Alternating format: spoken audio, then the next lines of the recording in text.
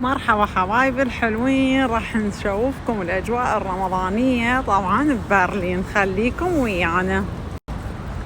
هذا طبعا مطعم تركي، هذا اسمه. هاي أني حبايبي، ما أعرف ليش دا يطوطون.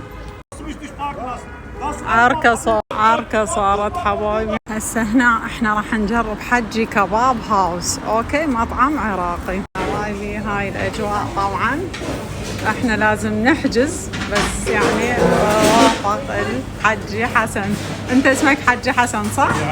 اوكي. خبز العراقي، وكان يجي اللبن والشوربة، كان يجي الكباب العراقي طبعا الشوربة الحدث من العراق، والخبز.